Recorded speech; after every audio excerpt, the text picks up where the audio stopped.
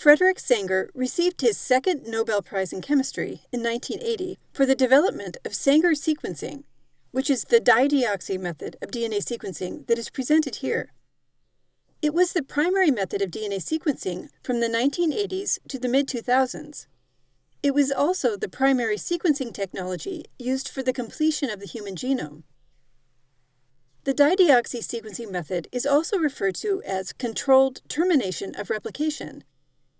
While there are variations on this method, it typically requires a single-stranded DNA template, a DNA primer, a DNA polymerase, normal unlabeled nucleotides in excess, that is, dATP, dCTP, dGTP, and dTTP, and fluorescently labeled dideoxy analogs.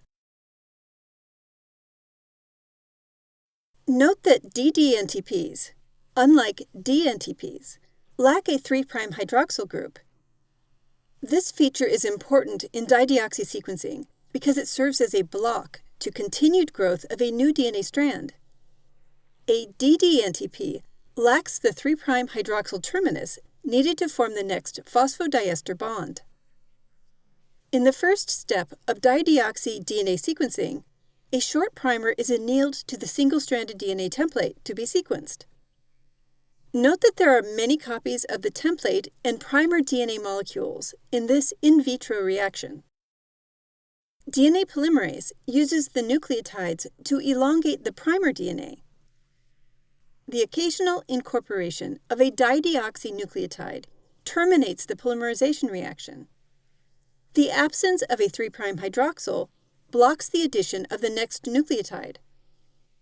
Over time, the reaction will generate a series of DNA products of different sizes as the DNA polymerase randomly incorporates dideoxynucleotides into growing sequences at a low frequency.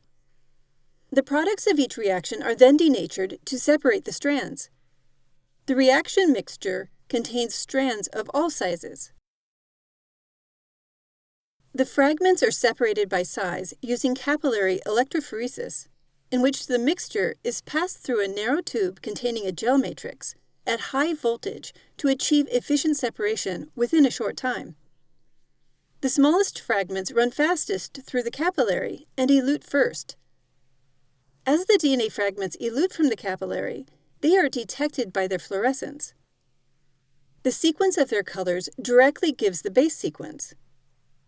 Sequences of as many as 1,000 bases can be determined in this way. Automated Sanger sequencing machines can read more than 1 million bases per day.